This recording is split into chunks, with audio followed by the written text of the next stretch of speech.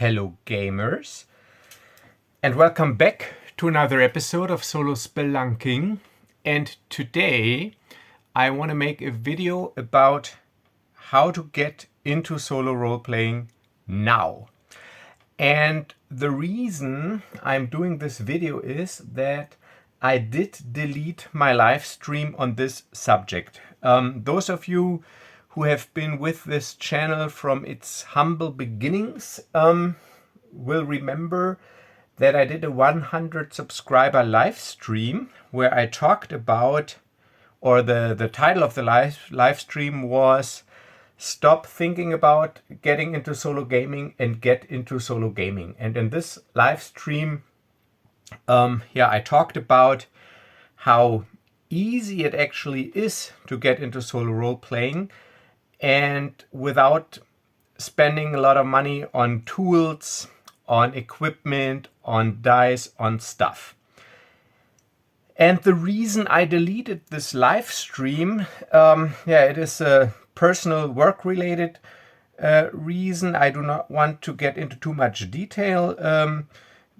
It is just so that I've had some changes in my professional life, and due to these changes, I did not want to feature my face so prominently in the internet and on YouTube anymore. I think you could probably, or you will probably understand that. So this is the reason I deleted the live stream.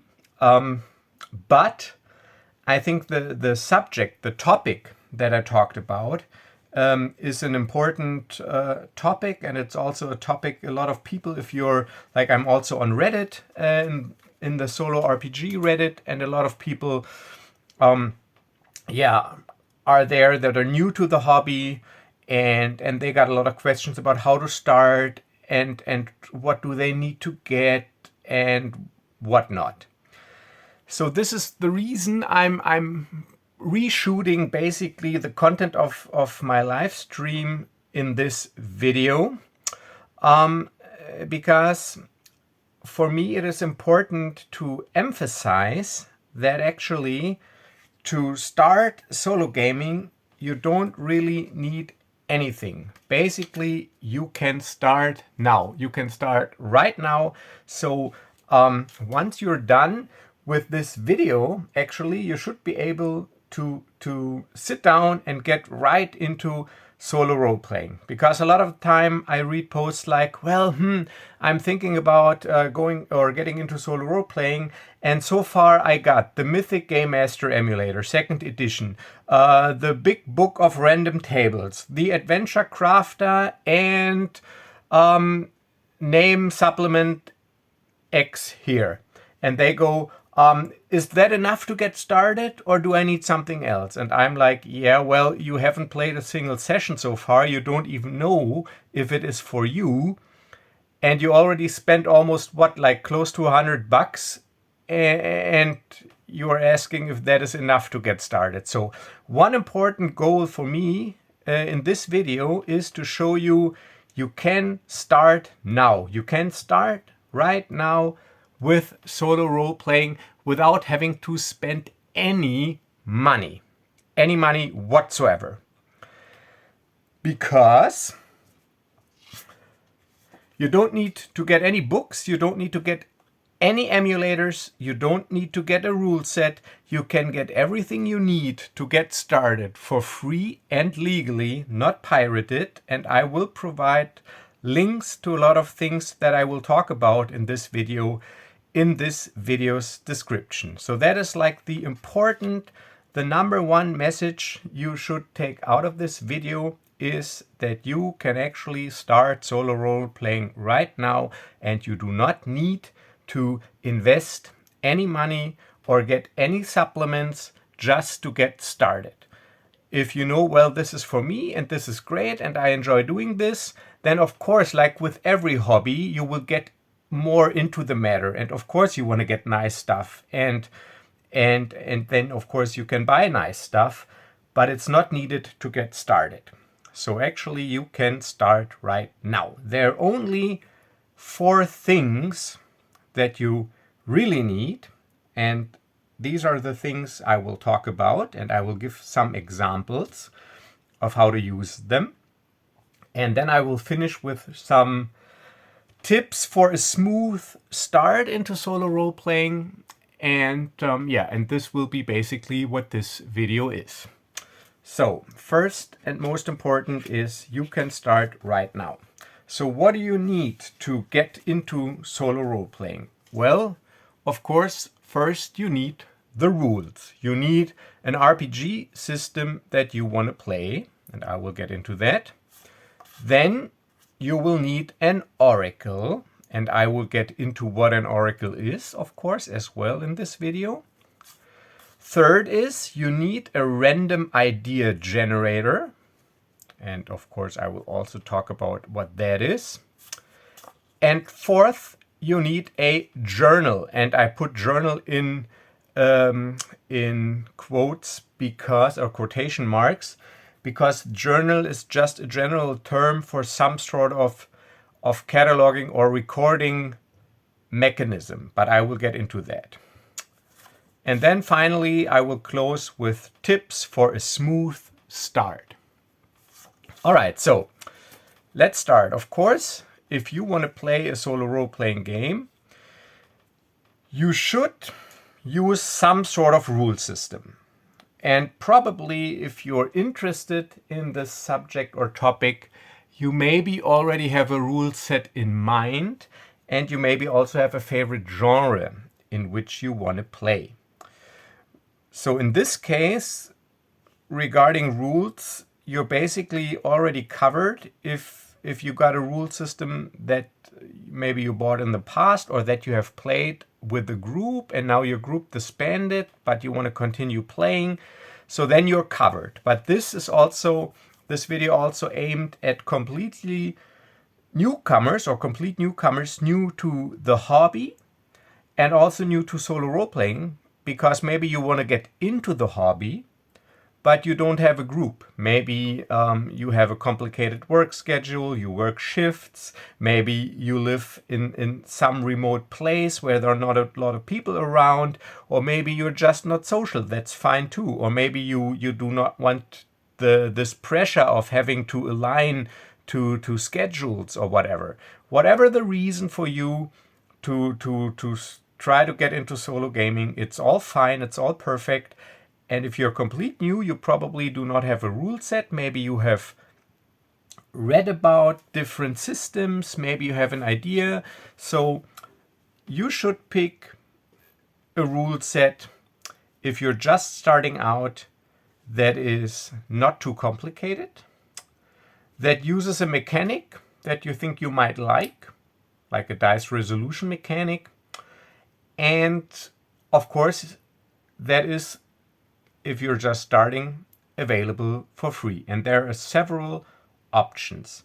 So if you already got a rule set, you're covered. But if you do not, and if you're into fantasy, I would recommend to start with something simple. And for fantasy, if you want to go into this like Dungeons and Dragons, D20 kind of direction, I can highly recommend Microlite 20, which is a very trimmed and distilled down version of 3.x. And there's even a Microlite 5th edition out there. And Microlite is a system, it's been around for a while. It has spawned a huge fan community, and there's also lots of hacks you can get for it. But I would start with the simple fantasy version, purest essence, and I will link this in this video description if you're into fantasy and D20 sort of 3.x kind of games. If you're into fantasy, Dungeons and Dragons, but maybe not 3.x kind of stuff, then there is basic fantasy, which is also a old school fantasy game that is available for free, and it also has tons of supplements. It has a quick start player's guide and whatever, and I will also link to that in the description. If you are in fantasy and you want something 5th edition like, but not as complicated, and also with a little old school charm. I can highly recommend Shadowdark, which is on the path of becoming one of my favorite systems at the moment. And they also provide a very comprehensive and very feature complete quick start guide for players and game masters, also completely free, and I will link to this as well. You can get it at the Arcane Library homepage or DriveThruRPG. So these are your fantasy options. Then we have, of course, it is also often referenced, Ironsworn by Sean Tompkins. This is a system which is from the ground up built for solo play, but I'm not sure if it's very beginner friendly. But I can't say anything about it because I haven't played it.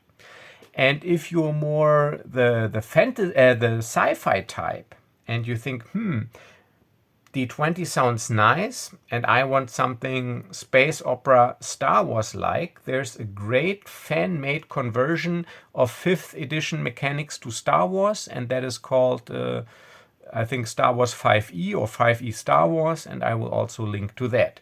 So basically, the two main genres of fantasy and sci-fi are covered.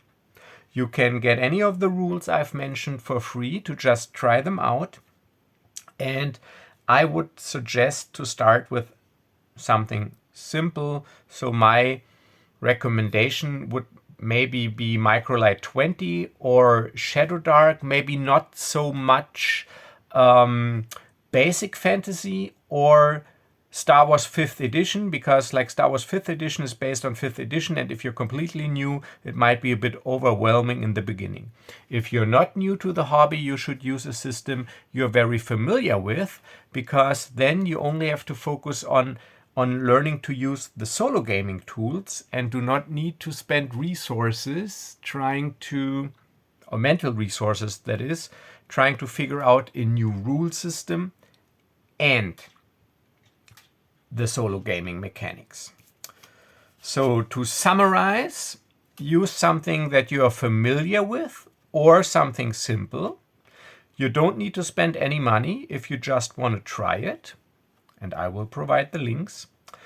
And don't worry, and that is important, if you don't follow the rules to the letter when you're first starting and trying this out, because it's only you. And the only important thing is that you have fun. And if you have fun, you're doing this right. So I think we do not need to spend any more time explaining this rules part. I think this is pretty obvious. And this is something, of course, not really related to solo gaming, but to role-playing gaming in general.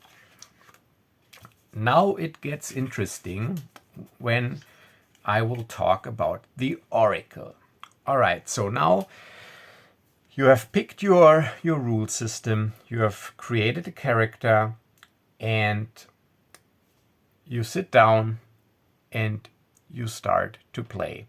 And this can be a little strange in the beginning because, you probably do not really know how to proceed. So my advice would be to start, and I will get to this, in the middle of the action, maybe with a simple quest or in a simple situation, but I'll get to that. And then you would maybe need to ask some questions about the world or about options you have, things that you would normally ask a GM. And this is where the Oracle comes in. The Oracle in solo gaming is like one of the most important, if you ask me, and this is all my opinion, this is like the integral part, together with the random idea generator, of solo role-playing, because the Oracle takes the place of the GM. The Oracle is a mechanism that you can use to answer closed questions, usually yes or no questions, that you would normally, if you play with a group, ask a game master. So it is a mechanic, a system, a device, if you want to call it that answers your yes and no questions that you would ask a GM. And it also needs two more things, or it needs to accomplish two more things, in my opinion, besides answering yes or no questions that you would ask the game master. The first thing is, it should have an option or a mechanic to tilt the scales, as I like to call it, to influence the odds, because some things might be more likely to be a yes answer and some things might be more unlikely. So for example, let's say you're in a tavern. You could, of course, but I wouldn't do that, and I will get to that, ask the oracle, well, do I find a bag of gold coins on the floor of the tavern? Yeah, there is a slight possibility that this might be the case, but the odds of the answer to that being yes, actually, if you stick in the logic or stay in the logic of the game world, are pretty slim. So there you need a mechanic to tilt the scale towards either yes or no, depending on how you think, how likely the outcome of the question is. So that would be the first thing the oracle needs to accomplish. And the second thing, besides answering the question, it should feature a mechanic or method to introduce unexpected random events into the story. Because the world does not really revolve around your character. If you want to play like in a at least organic appearing living world, so you need some mechanic for unexpected events to occur, because you can't rely on the game master to inject these. And this is also a mechanic the oracle needs to do. So this sounds all pretty complicated, but in practice it is really simple, and I would suggest to start with a really simple oracle. And this is why I have these 3 6-sided dice here, and you notice one of them has a different color, the red one.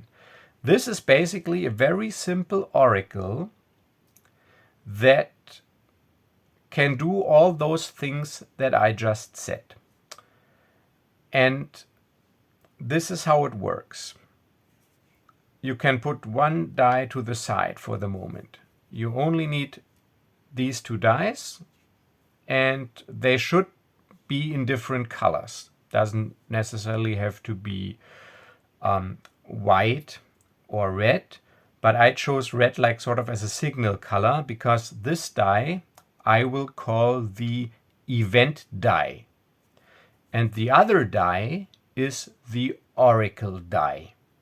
And whenever you ask the oracle a question, you always roll at least these 2 dice. The oracle die will provide the answer to your question, and the event die will inject a random event into the story, but only if it shows a 1. So every other number on this die you can completely ignore. This die has no function other than if you roll a 1 with it, a random event will be injected into the story. And we will talk about how to do this on the next part of this video. So, and then it is pretty easy. You just go 1, 2, 3 is a no, and 4, 5, 6 is a yes.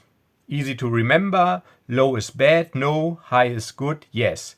And to give it some more granularity, if you want to call it that, you could say that if you roll a 1, it's an extreme no, and I will get into detail about what that means. And a 6 is an extreme yes, and this is all there is to it. So let's say you are a thief, and you're in a crowded market space in a fantasy town, and you're looking for a victim to pick pockets. And then you would normally ask the GM, do I spot a wealthy merchant or visitor of the market that sounds like that looks like a good victim to try to pick his pockets? Maybe he's got like a little coin pouch dangling on his belt or whatever. And then you just roll, and 1, 2, 3 is negative, 4, 5, 6 positive. All right, and this would be an extreme, yes, this is a good example, and we can completely disregard this die. We only need this die if it shows a 1. So it didn't show a 1, we can completely regard it. And the answer is extreme yes.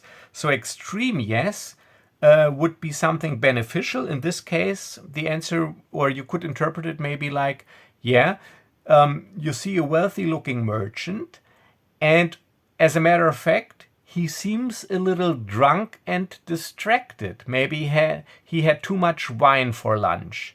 So this might imply that your task of picking his pocket would be somewhat easier because you rolled an extreme yes.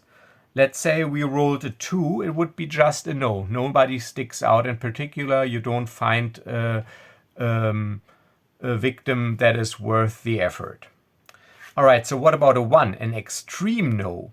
An extreme no would be not only do you not find a fitting victim, but you also notice that for whatever reason, this time the market square is also heavily patrolled by the city watch, by the city guard. Maybe in the past there has been a lot of pickpocketing going on, and maybe they wanted to increase their presence as a deterrent to possible thieves. So that would be the interpretation of the extreme no. So to summarize, to answer simple yes and no questions, you only need 1d6. 1, 2, 3 is a no. 4, 5, 6 is a yes. And if you want to, you can treat a 1 as an extreme no and a 6 as an extreme yes, and interpret it in the context of the current situation. And so that it is not a linear script where you are in complete control of the story, we introduce this event die, and whenever this event die, which has a different color, shows a 1, a random event is injected into the story. All right, so we got this covered, but I said, well, you need some mechanic to tilt the scale. So how do we do that? And this is where the other die comes in. Whenever you think that something is more or less likely, you roll these 2d6 as oracle die, and depending on whether you think it is more likely, you use the higher one, and if it's unlikely, you use the lower one. So this is like the common advantage, disadvantage mechanic, just applied to the oracle. So it could actually be in the, let's go back to the example with the marketplace. There, I think it would actually be justified, if it's like a crowded market in a big city, that the odds for a wealthy merchant being there as a possible pickpocket target are actually higher than 50%. So in this case, we would roll those 2 dice and use the higher one. So same question, do I find a wealthy looking merchant with a pouch on his belt that looks like a good victim for my pickpocket attempt? And I think it is more likely, so I will use the higher oracle die. All right, so again, no random event. We can completely disregard this.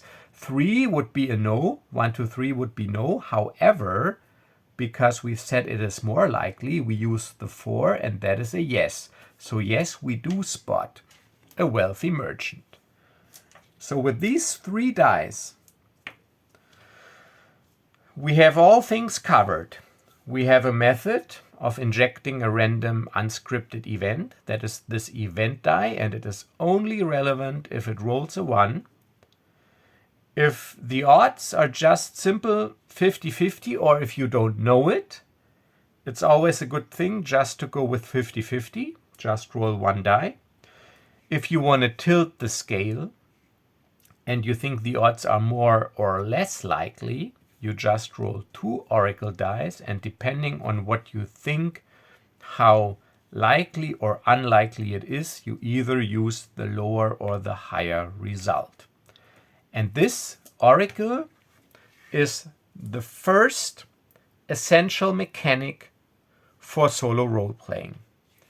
So we will put this here to the side as a reminder. And then 3, we also need a random idea generator. So what is this random idea generator this guy is talking about? Well, a random idea generator is a method to come up with an event or an encounter that you inject into the story. So basically it is a method to generate prompts, sparks, or random images that spark your imagination, that give you an idea, and that you interpret in the context of your current adventure and situation. So this sounds a little bit difficult, so I'll give you a few examples. So it is a method to generate an inspirational prompt or spark, and you have different possibilities to do this.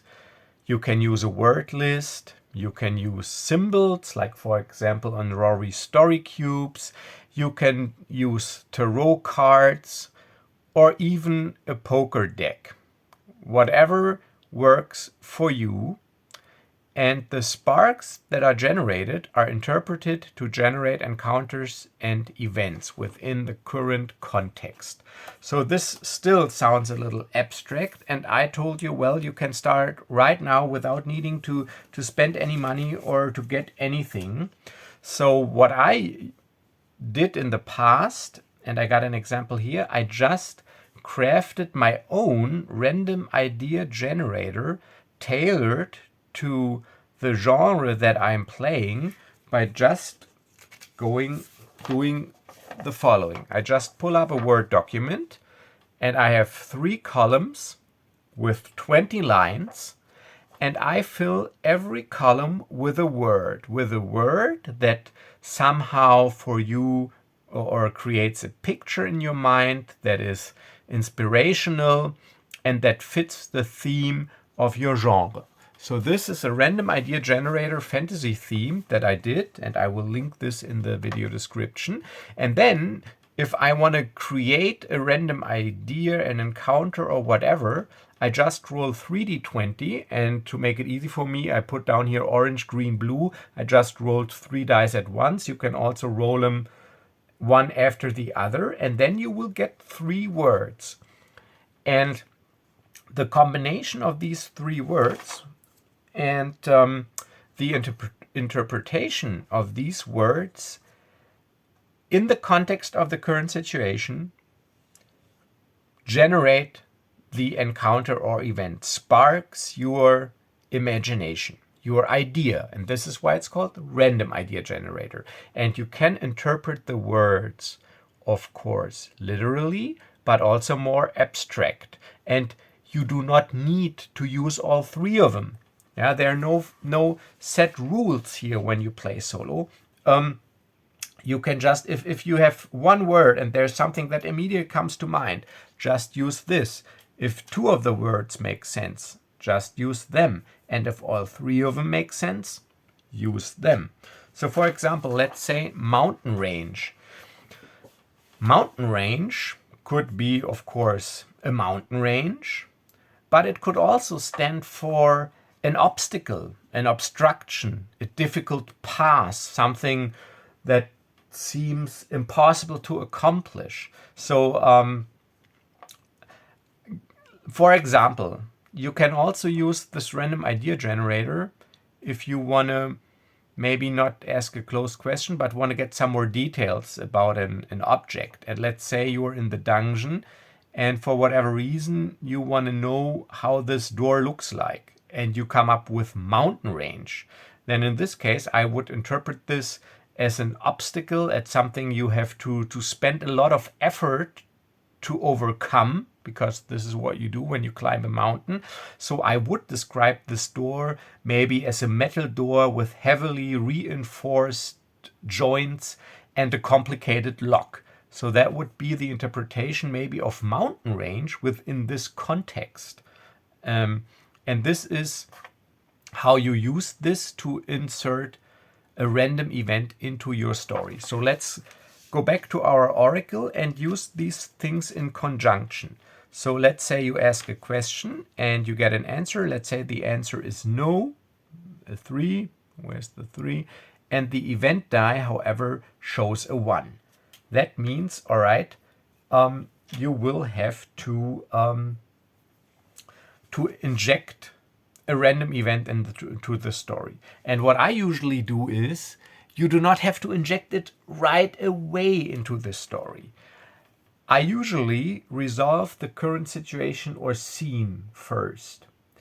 And then, after that, I come up with a random event that I try to fit organically into the story. It doesn't have to be right away. It can be a little bit later. It is just a reminder for you that something unexpected, maybe not completely related to the story, is happening. All right, so let's say we did this, and let's just do it live here on camera. Let's say, all right, to get some context, we are still on the market. So the question was, do I spot a wealthy looking merchant that could be a target for a pickpocket attempt? The answer was no, so nobody in particular sticks out, but also the die said, well, inject a random event. So let's roll 3 words. I just rolled 3 times. 18 is steel, 17 is a wall, and 11 is a feather. All right, so steel, a wall, and feather. In this context, for me, this could mean the following. Actually, another thief has picked me out as a pickpocket target for his pickpocket attempt for whatever reason. That is steel.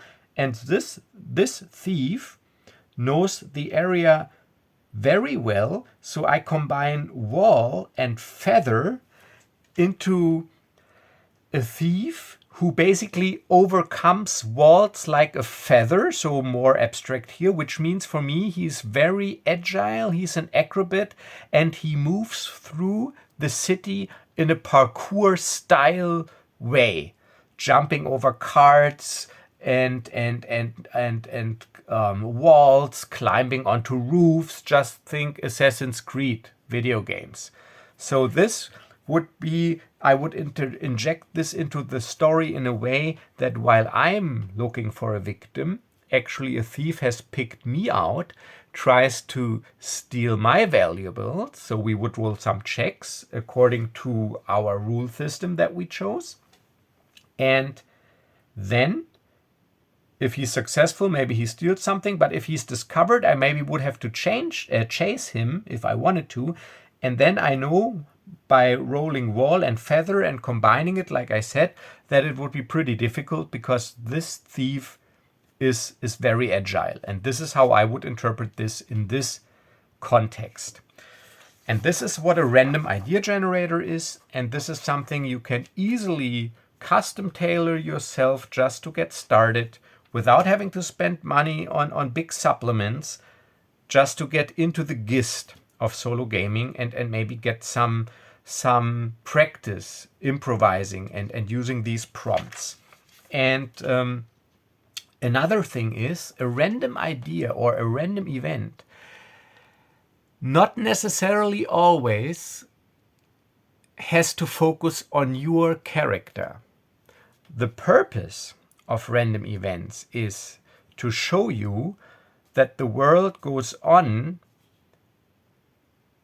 around your character and not everything focuses on your character. So you could also interpret it as your character observes a thief stealing from somebody else, and then it is up to you if you want to engage with this encounter, if you want to interact, or if you just want to let it be. But it has happened. It is now an event that has occurred in the world and that has maybe left some sort of imprint on the world. And it is for you an opportunity for interaction, an offer. It is nothing that you have to do. It just shows you that the world around your character also has its own agenda and goes on. And this is the second important thing that, in my opinion, is essential for solo role-playing.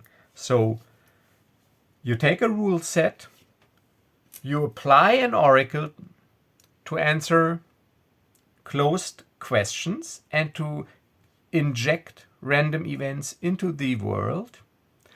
You use a random idea generator to come up with these random events, or maybe to give you some inspiration about things in the world, and then you're basically set to go. And everybody probably has 3d6 laying around, and if you do not have dice, you can use a dice app, because like I said, you do not need to spend any money. Well, you have to print this out technically, but this is also easily done by hand, just using squared paper to come up with a random idea generator like this. And you, of course, still have the option, if you, like for wilderness travel, prefer a normal random encounter table for monsters. The internet is full of these. You can just come up with one. So this is a more flexible way for general purpose events, basically, to inject them into your world. So then you're almost set. Then we come to the topic of journaling. And here I will not go into that much detail on the entire subject, because journaling is a subject which deserves a video on its own, and I actually did that. And it's called, I think, journaling, and so how and why I do it. Because this is also something a lot of solo gamers, especially when they're starting out, struggle with. And I know that because I struggled with it, because I didn't know exactly what to do and how to start. So a journal, and I put journal in quotation marks, because it does not necessarily have to be a paper journal. And those of you following my channel know that I like to write in paper journal with a fountain pen to get this tactical, haptical feeling of actually playing a game and not sitting in front of a computer screen doing everything digitally like I do at work. So for me, it is an actual journal, but it can also be maybe a voice recorder or just some doodling. Any journal is basically just a method to keep track of important events that have happened in the game. And I suggest, or I advise, that you do journal in some way to create consistency in your world, to make note of important NPCs, of important events that you can refer to in the context of your adventure, and when you have a longer break between sessions.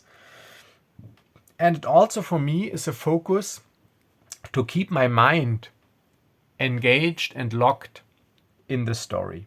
This is why I journal. So journaling basically is another way of saying just record your session in some way, document it in some way that works for you, in order to be able to keep track of certain key events, to provide some consistency to your world and adventure, and to keep your mind engaged and focused in the story and not drifting away. And the important thing is there is no right or wrong when it comes to journaling, and the goal is not to write, the goal is to play. So if you do not want to, you do not need to write full prose, you do not need to detail out every scene, you do not need to document every role, every question you ask the oracle. If you want to do that, that's fine. But don't do it because you have maybe read some actual player reports from people and they documented everything, and now you feel the need to also do it like this, and then you are like, damn, this is slow. I do not really feel like I'm gaming. I feel I'm just writing, and this is a chore. Then this is not the right way for you. Find a way that works. And the important thing is it can take a while to find the right way and the right amount and the right style to journal. It took me a long time. I've come to peace with it now. I have found my way. But this is a very personal journey every solo role player has to undertake to find his preferred method of somehow documenting his adventures, his scenes. So to summarize, journaling is a way to create consistency, is a way to focus your thoughts, a way, and this is also important, to flesh out and develop your game world over time. If you're not playing in a fully fleshed out game world where every city is completely detailed, you do not want to do a lot of world building in advance. You want to get to the table and play. So maybe it's just enough for you to come up with the name of a city you're in if you're playing in your own created world, or maybe a hex crawl where everything is still unknown to you. And then you just need the name of the city, the size, maybe the name of one or two taverns, and everything else you will discover during the game. How the tavern keeper looks like, if he's friendly or not. And once you discover these things in game, you should document them in your journal so that you create this consistency and that over time your game world is fleshed out. But I can't stress this enough. It is completely optional. If you say, I do not care, I don't need consistency. Every session for me is its own single episode. Yeah, maybe like in a Monster of the Week format TV show where there's no ongoing plot. That is fine too. And it can be as short or detailed as you like. The goal is to play, not write. Hey, this rhymes even. Can be as short or detailed as you like. The goal is to play, not write. This is great. Well, I didn't think about this in advance, but this is like a nice tagline that you can basically memorize once you drift off writing novels and you do not feel like playing anymore. Remember this line and focus on the important details. And if you want to get more into detail or want to get even more information about journaling, watch my video or other videos that are out there on this topic. All right. So, and then finally, we have some tips for a smooth start. So this can all be a bit overwhelming at first. So the important thing to remember, the only person you have to please is you. If you're having fun, you're doing it right. Do not worry about how maybe other people do it. Do not think that all the stuff you see on YouTube is the actual everyday reality of playing solo. Because on YouTube, people usually, they have fancy terrain, they have a large amount of miniatures, They set up detailed scenes. I do it sometimes as well. I use my book of battle mats. I use building blocks, wooden building blocks. I use miniatures. I make sound effects. But this is all because I'm playing in front of a camera. If I'm playing a private game by myself, it's a pretty uneventful affair, actually. Most of the action takes place in my mind. I journal a little. I make some dice rolls. I imagine the scene. Maybe I get out an abstract battle grid. Maybe not. Usually not. Usually I just use generic tokens instead of fiddling for all these miniatures. So as long as you have fun, you're doing it right. You do not need to please anyone but yourself, and no one is there to judge you, and no one is there to tell you that the way you do it is wrong. So that is the first and most important tip for a smooth start. Get rid of every mental barrier you might have. There's no bar or barrier of entry, and it's all playing. Everything is playing, and that is the first thing for a smooth start. Then you should start small. With start small, I mean do not generate a party of 4 or 5 characters for a system like 5th edition or maybe even Pathfinder and try to play them all by yourself on your first solo gaming session. My guess is it'll probably not go that well.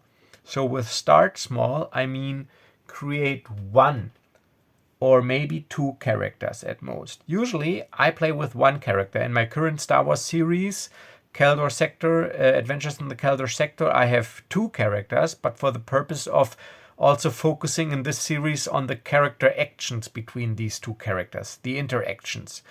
But they're Shadowdark characters, so they're not that complex. So I would suggest to start small means 1 or 2 characters, and you should start with a simple system or with a system that you're familiar with, so that you can focus on using the solo tools instead of also trying to learn the game system. And then you should just start in the middle of the action, because usually when you sit down for your first session, you sit down to play, you don't probably know how to start. So I give you a few examples. Let's say it's a fantasy campaign. Why not? And let's just keep it simple. You are hired as a caravan guard to escort a small trading caravan of 2 carts from one city to the next, and it is a 3-day journey. And we start in the middle of the first day. You're riding or walking along the cart, which is drawn by an ox, pretty slow, so you can walk along. It's a nice sunny day. It is noon, and you got 2.5 days left to reach your destination. Go. And this is it. You have a clear goal or purpose. You have been hired as a caravan guard, and you got to get this caravan safe to its destination. So it'll be probably 2.5 days of rolling for random events, interpreting them, and interacting with them, and that is probably enough for the first adventure. Or start in front of the dungeon door. You have been hired by a researching scholar who has just found a map to an ancient dungeon to recover an ancient relic. And the adventure starts at the entrance to the dungeon. And just to keep it short and simple, we have determined in advance the dungeon has 6 rooms. Don't worry about complex random dungeon generation in the beginning. It has 6 rooms. So you just use your random idea generator or come up with a room table and determine what is the first room, interact with it, determine are there monsters, traps, how many exits, go to the second room, and then maybe after you have explored 3 out of those 6 rooms, maybe then you start rolling a d6, and on a 5 or 6 you find the relic in the room, and if you don't find it before you reach the last room, it'll be obviously in the last room, and then you have to get out again.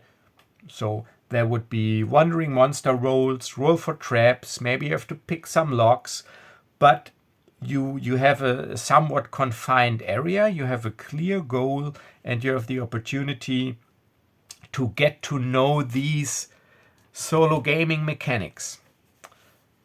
And that should be enough.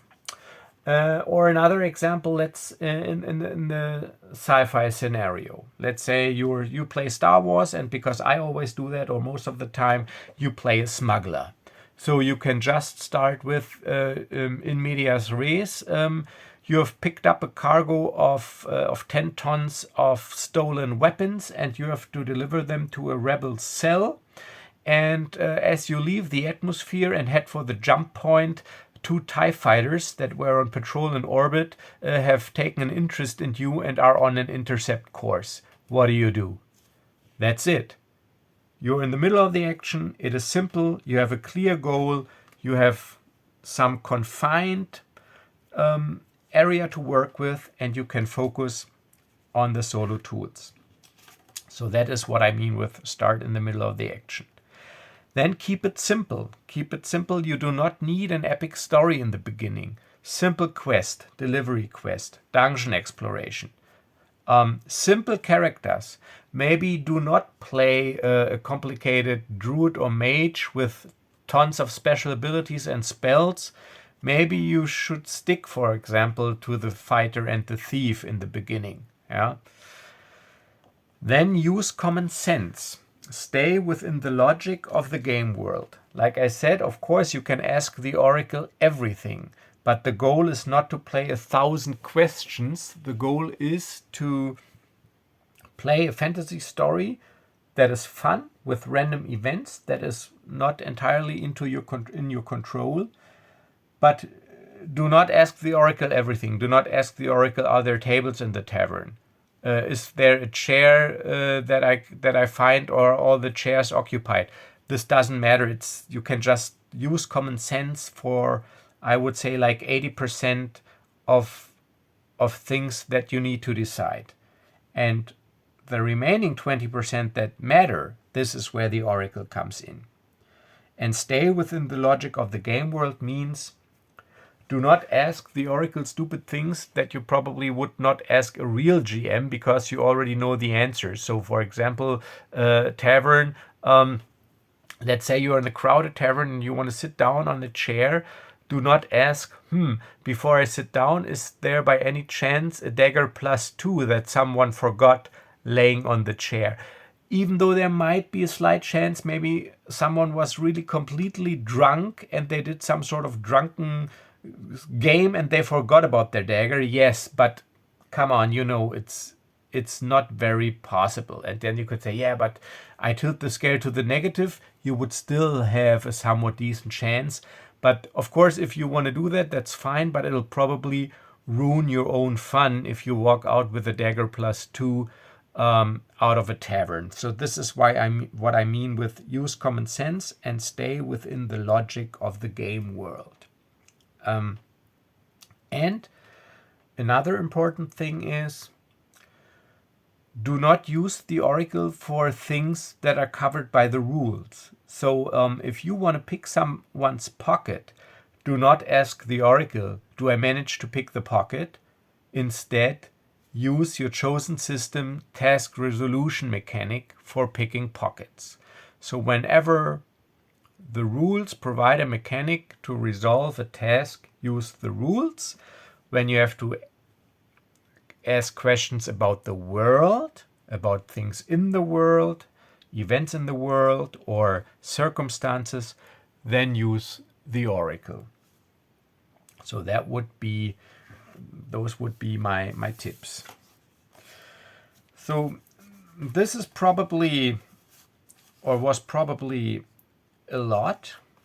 So let's just do a quick summary.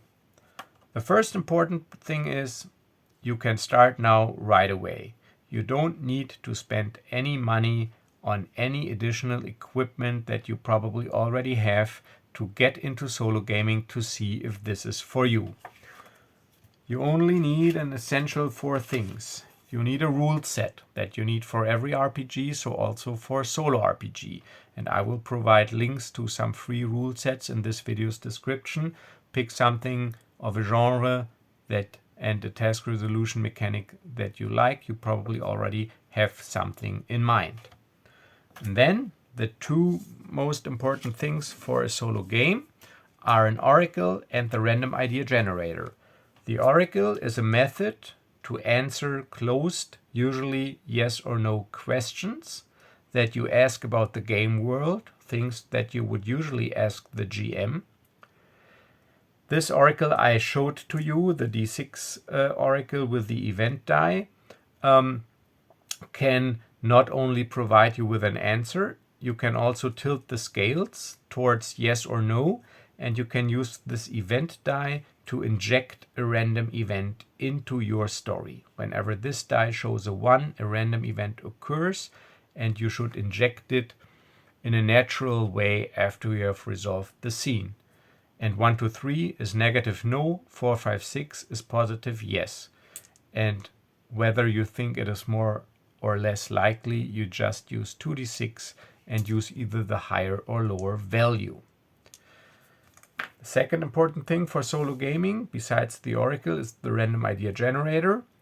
Whenever the event die shows a 1, a random event is generated. A random idea generator is an instrument, a mechanic, to come up with random pictures, sparks, or images that you interpret in the context of the current situation to actually come up with an event. And these words that you come up with can be interpreted literally or more abstract. You can choose as many or as few words as you like. And a random event does not necessarily have to focus on your character. It is there to remind you that the world is a living, breathing place besides the actions of your character. And finally, the journal, which is an abstract term for some sort of recording or storage mechanism,